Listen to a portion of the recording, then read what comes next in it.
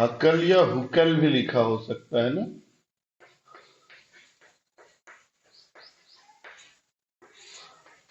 हकल का नियम,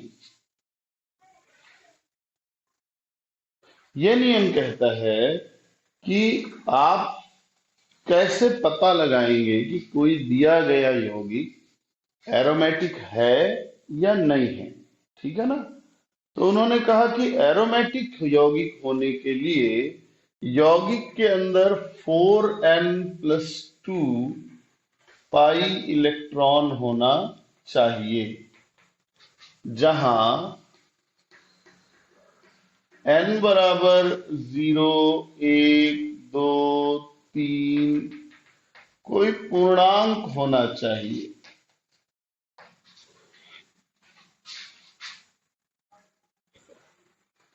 मतलब एरोमेटिक यौगिक वही यौगिक होंगे जिनमें पाई इलेक्ट्रॉनों की संख्या 4n+2 बराबर पाई इलेक्ट्रॉन के नियम को संतुष्ट करती हो, जहां n का मान 0, 1, 2, 3 या कोई भी धन पूर्णांक होना चाहिए।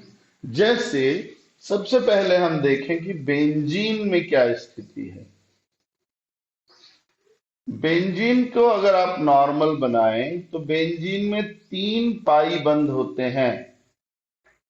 हर पाई बंध मतलब 2 इलेक्ट्रॉन। ठीक है ना। 3 पाई बंध का अर्थ है 6 पाई इलेक्ट्रॉन। अब हम सूत्र में इसको रख के देखेंगे कि ये n का मान कितना आता है। सूत्र है 4n+2 बराबर कितने पाई इलेक्ट्रॉन है यहाँ 6। तो 4n बराबर 6 ऋण 2, 4n बराबर 4, n बराबर 4/4 बराबर 1। बिल्कुल ठीक। इसमें n का मान 1 आ रहा है जो कि एक पूर्णांक है, इसलिए बेंजीन एक एरोमेटिक यौगिक होगा।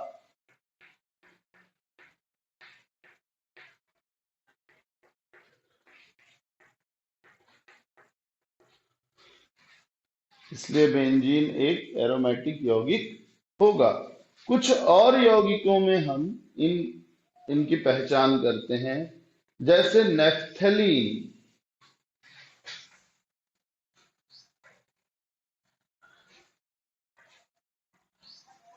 नेफ्थलीन में 2 बेंजीन रिंग फ्यूज्ड होती है, एक में 3 डबल बॉन्ड और एक में 2 डबल बॉन्ड।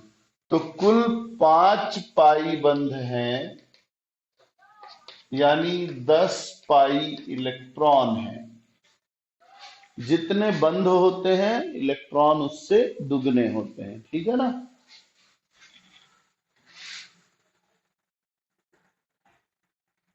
फिर 4n+2 बराबर 10, 4n बराबर 10 ऋण 2, 4n बराबर 8, n बराबर 8/4 बराबर 2। ये भी धन पूर्णांक है, इसलिए एरोमेटिक है। ऐसा ही एक और यौगिक है एंथ्रेसीन। इसमें 3 बेंजीन की रिंग आपस में फ्यूज्ड होती है, जुड़ी हुई होती है।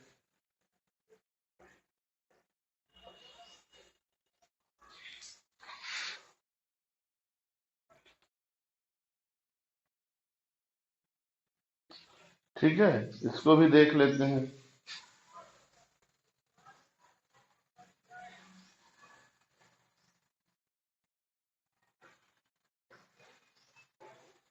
तो यहां कुल पाई बंद है 2, 2, 4 और 3, 7 पाई बंध।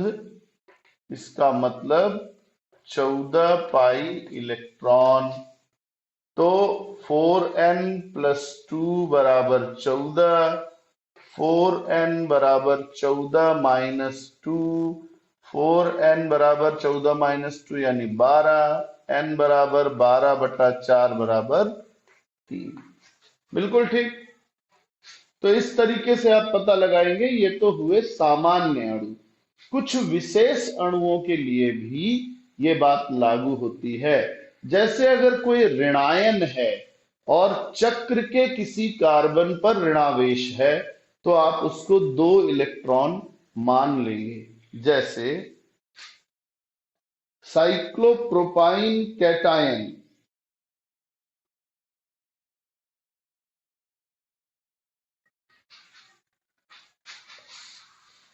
विशिष्ट अणुओं के बारे में ना कुछ अजीब से के बारे में बात करें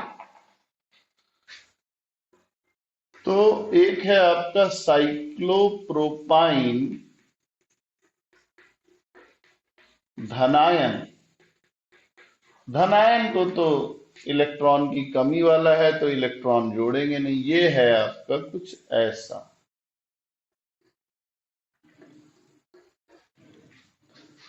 तो यहां सिर्फ एक पाई बंद है, इसका अर्थ है 2 पाई इलेक्ट्रॉन। हाँ बेटा, अपना मोबाइल आप रोटेट करें, आपकी तरफ नेटवर्क की दिक्कत है ना। 4n+2 बराबर 2, 4n बराबर 2-2, 4n बराबर 0, n बराबर क्या हो गया 0/4 यानी 0। तो ये भी एरोमेटिक माना गया है। इस तरह का आयन भी क्या माना गया है, एरोमेटिक माना गया है। ऐसे ही आप इसको देखें तो साइक्लोब्यूटीनाइल द्विधनायन, ठीक है, साइक्लोब्यूटीनाइल कैटायन के बारे में बात किया है। साइक्लोपेंटाडाइइनाइल कैटायन, ये बड़ा अच्छा सा है।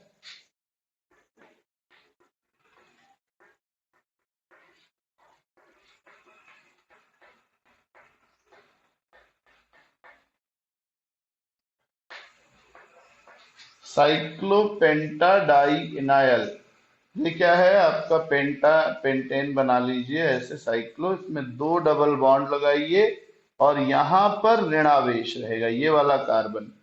तो यहां 2 पाई बंद है यानी कि 4 पाई इलेक्ट्रॉन और एक ऋणावेश है,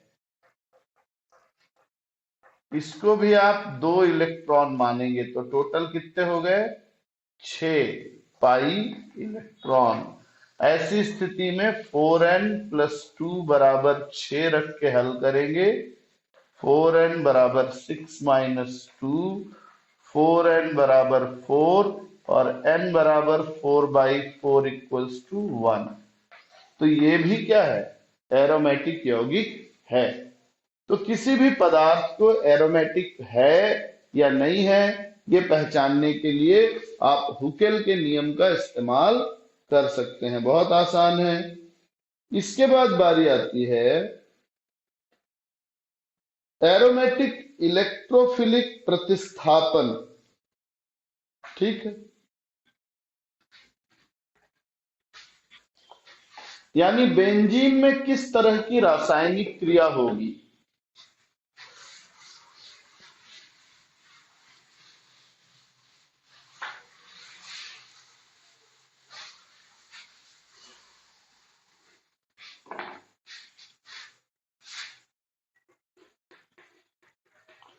बेंजीन में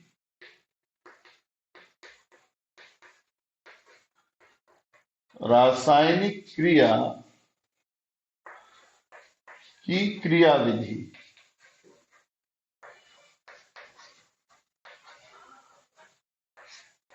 सबसे पहले जाने कि बेंजीन में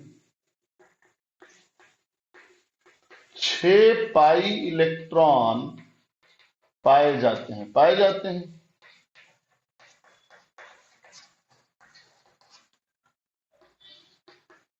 अतः बेंजीन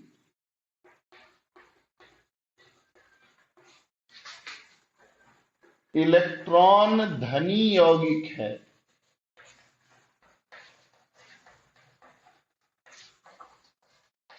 मतलब इसके पास इलेक्ट्रॉन है खूब सारे, इसको कमी नहीं है इलेक्ट्रॉन की। तो जब इसको कमी नहीं है इलेक्ट्रॉन की, तो ये फिर किससे क्रिया करेगा? जिसके पास इलेक्ट्रॉन है या जिसके पास नहीं है? स्वाभाविक है, इसके पास तो इलेक्ट्रॉन है ही, तो ये ऐसे से क्यों क्रिया करेगा जिसके पास इलेक्ट्रॉन है? इसको इलेक्ट्रॉन की कमी नहीं है। इसलिए बेंजीन पर सामान्यतः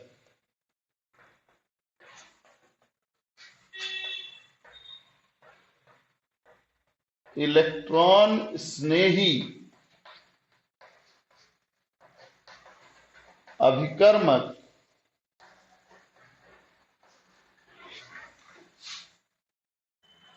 आक्रमण करते हैं।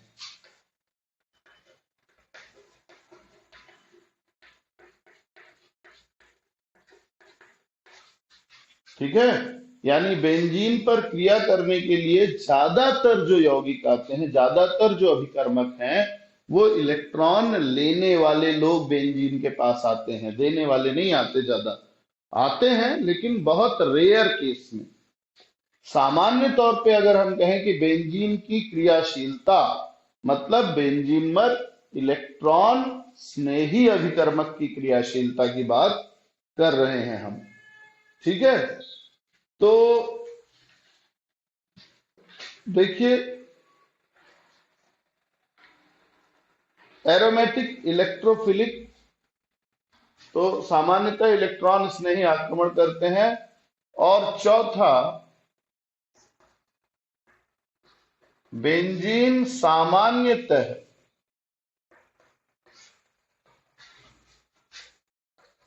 इलेक्ट्रॉन स्नेही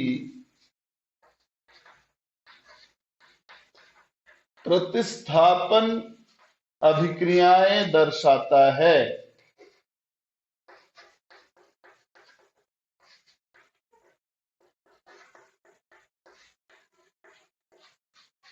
ठीक है, तो इलेक्ट्रॉन स्नेही का मतलब होगा जिसके खुद के पास इलेक्ट्रॉन नहीं होता है। तो अब क्रिया कैसे होगी? क्रिया विधि,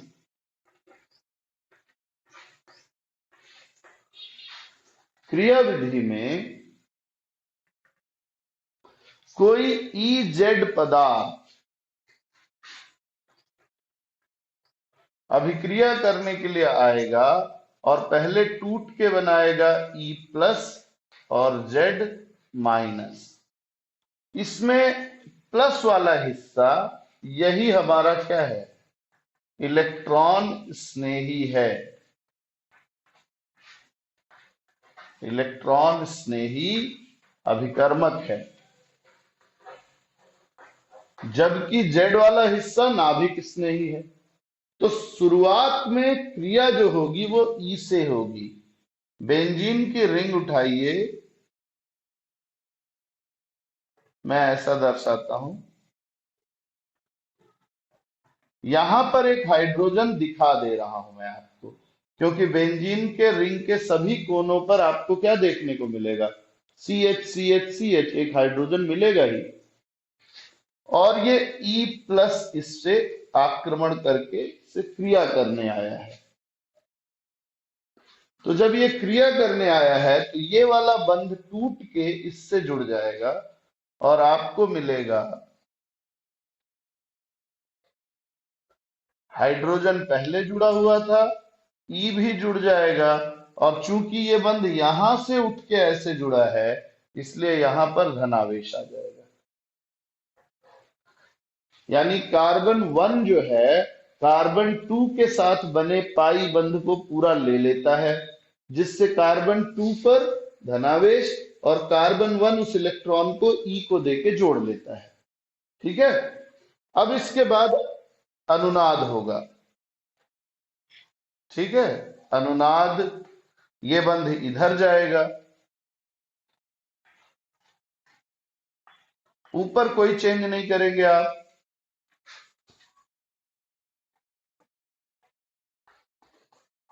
ये वाला बंध यहां आ जाएगा,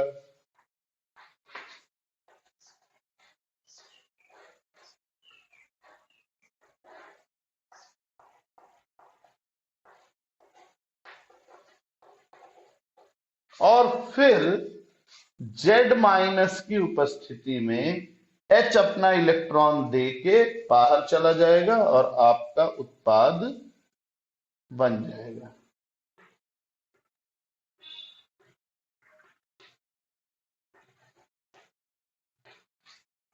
तो इस तरीके से आप देखेंगे कि इलेक्ट्रॉन स्नेही अभिक्रिया हो जाती है। मैं इसको पूरा ब्रैकेट में घेरूंगा क्योंकि ये अनुनादी संरचना है, ठीक है ना। तो अभिक्रिया इस तरीके से संपन्न हो जाती है।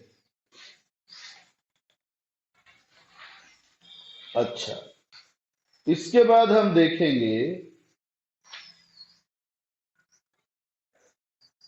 ऊर्जा अवस्था चित्र। आप नोटिस करें कि यहां पर एक क्या बन रहा है, माध्यमिक उत्पाद बन रहा है जिसमें कार्बन पर धनावेश है। इसको एरीन धनायन के नाम से भी जाना जाता है। तो ये जो धनात्मक आयन बनेगा ये क्या होगा, माध्यमिक उत्पाद। तो एक ऊर्जा ग्राफ हम बनाएंगे, आप इसका स्क्रीनशॉट ले लीजिए।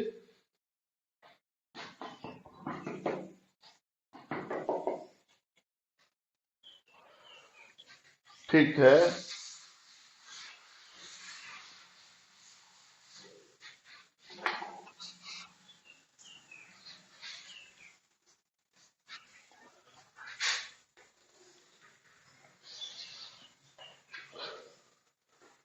ये ऊर्जा है,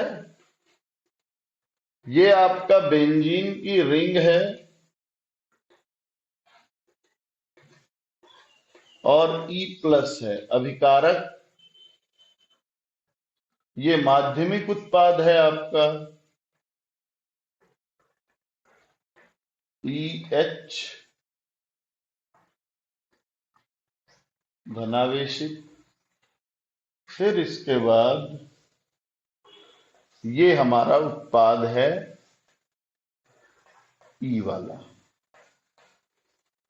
ये इस तरीके से इसका ऊर्जा आरेख बनेगा। अच्छा, एक मेरे को बताइए, क्या कुछ दिक्कत होती है, इतने देर तक आप लोग आते हैं, क्लासेस समाप्त होने की स्थिति हो जाती है कई बार, तो कोई और क्लास भी अटेंड कर रहे होते हैं क्या? अगर ऐसा है तो फिर मैं टाइमिंग चेंज कर दूंगा, है ना। अब ये होता है कि शुरू के 5 मिनट में अगर सब एंटर कर लेते हैं तो बिना डिस्टरबेंस के क्लास चलते रहेगी। अगर आप बीच बीच में आ रहे हैं, 12:30 हो रहा है, 12:40 भी होता है तो भी आते हैं, तो फिर बड़ी प्रॉब्लम होती है। ठीक है, चलिए ठीक है, कोशिश करें कि टाइम पे जुड़ जाया करें। अब ऐसा नहीं है कि सिर्फ इलेक्ट्रॉन स्नेही अभिक्रिया ही होती है, नाभिक स्नेही अभिक्रियाएं भी इसमें होती हैं। अब इस इलेक्ट्रॉन स्नेही अभिक्रिया का जो बढ़िया उदाहरण है वो है फ्रीडल क्राफ्ट अभिक्रिया, नाइट्रीकरण अभिक्रिया और सल्फोनीकरण वगैरह इसके अंतर्गत आते हैं।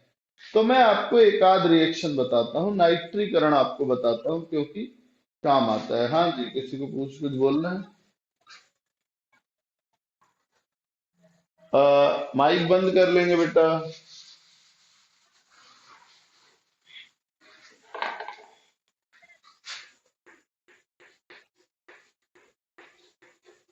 नाइट्रीकरण, हम इस अभिक्रिया को समझते हैं, ठीक है ना।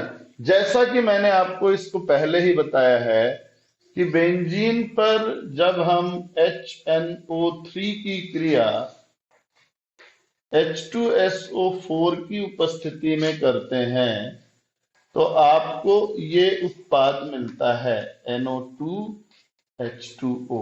इस क्रिया को नाइट्रीकरण कहते हैं। अब हमको ये समझना है कि ये होता कैसे है, ठीक है। तो सबसे पहले देखिए कि ये होता कैसे है। पहला पद क्रिया विधि में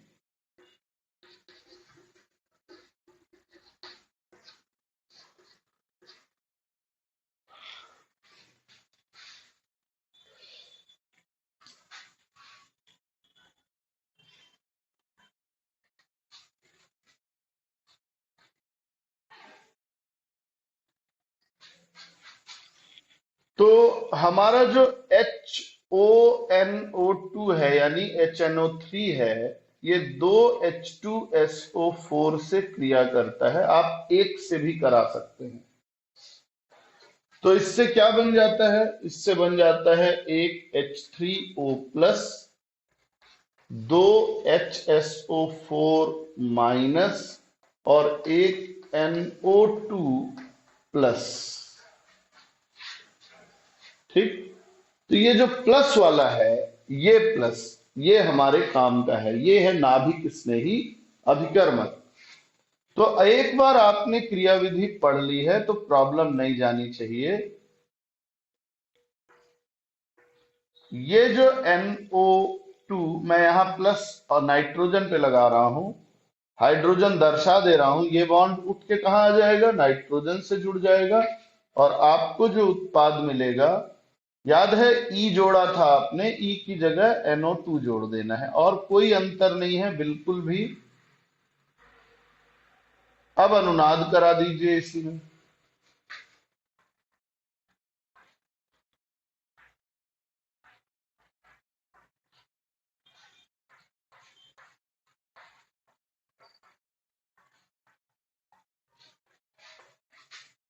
बिल्कुल सेम ई जोड़ के जैसे बनाया था वैसे ही होगा ये पूरा, कुछ भी अलग नहीं है।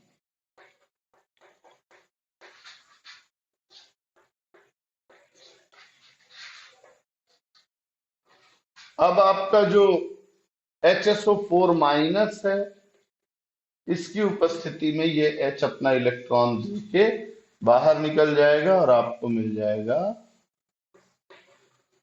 NO2।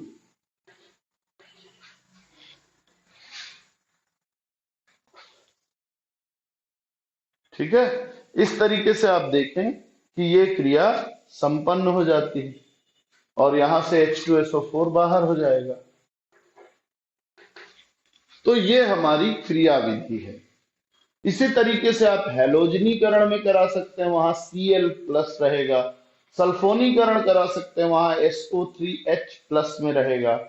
ठीक, आप फ्रीडल क्राफ्ट अभिक्रिया भी करा सकते हैं इसमें। तो ढेर सारी अभिक्रियाएं इसके अंतर्गत आप करा सकते हैं। मैं फ्रीडल क्राफ्ट अभिक्रिया आपको एक्सप्लेन कर रहा हूं, इसको आप स्क्रीनशॉट ले लीजिए। ठीक है, नेक्स्ट रिएक्शन है फ्रीडल क्राफ्ट अभिक्रिया।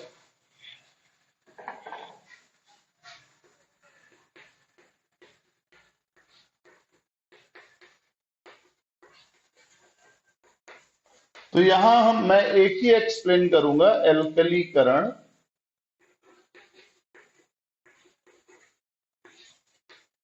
तो जब आप बेंजीन के ऊपर CH3Cl की क्रिया कराते हैं AlCl3 की उपस्थिति में, तो आपको एल्किल बेंजीन मिल जाता है। CH3 यहां जुड़ जाएगा और HCl बाहर निकल जाएगा।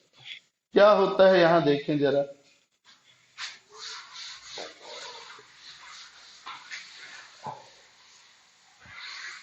जो क्रिया विधि है बहुत सरल है। इस क्रिया विधि में होता यह है कि CH3Cl का क्लोरीन AlCl3 को इलेक्ट्रॉन देके बंध बना लेता है और ये इलेक्ट्रॉन इधर चला जाएगा, है ना, इसके ऊपर शिफ्ट हो जाता है। तो हो ये जाता है कि CH3 प्लस हो जाएगा और AlCl4 माइनस हो जाता है। अब CH3 जुड़ जाएगा हमारे बेंजीन के रिंग से।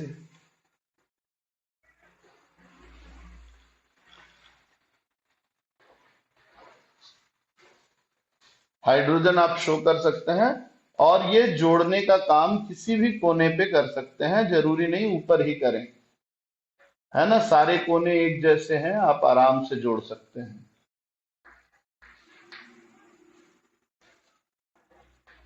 फिर वही चीज रिपीट हो जाएगी 3 बार ई वाला।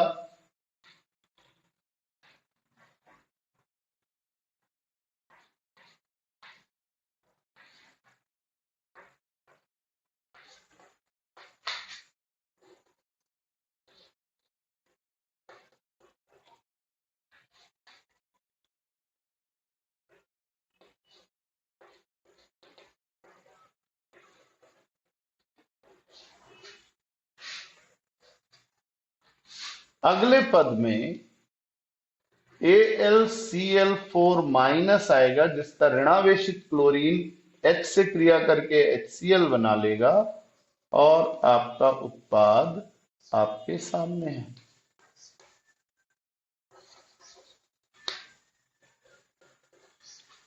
है ना। तो इस तरीके से आप आसानी से इन क्रियाओं को करा सकते हैं। ठीक है, इसका भी स्क्रीनशॉट ले लीजिए।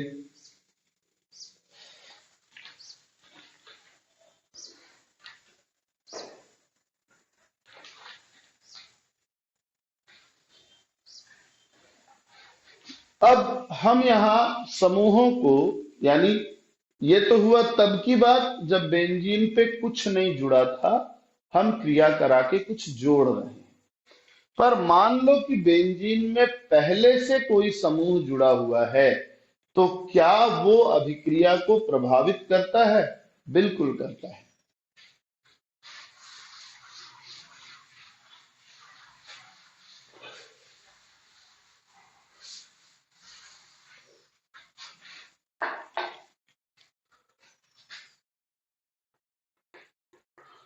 जुड़े हुए समूह का प्रभाव, दो प्रभाव होता है। पहला होता है सक्रियकारी समूह।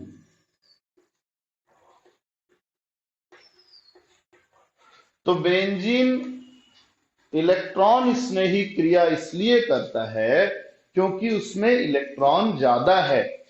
ऐसा कोई समूह जो बेंजीन में इलेक्ट्रॉन की मात्रा को बढ़ा दे, वो उसकी क्रियाशीलता को भी बढ़ा देता है। तो इलेक्ट्रॉन दाता समूह जितने भी हैं, वो सभी क्या कहलाएंगे? सक्रियकारी समूह। तो यदि सक्रियकारी समूह यानी इलेक्ट्रॉन दाता समूह, इसमें कौन कौन है? तो NH2 है, OH ग्रुप है, OR ग्रुप है, ठीक है, Cl है, Br है आदि। इस तरह के ढेर सारे समूह हैं जो इलेक्ट्रॉन दाता की तरह कार्य करते हैं। जबकि निष्क्रियकारी समूह कौन है?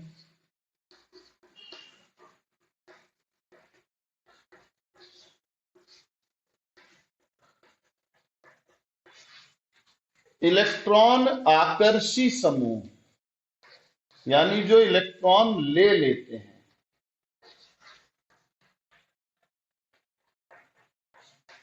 इसमें कौन कौन है? तो इसमें कार्बोनिल समूह, सॉरी, इसमें नाइट्रो समूह है, इसमें साइनाइड है, इसमें CHO है, इसमें COOH समूह है आदि। ठीक है, तो आज हम यहां तक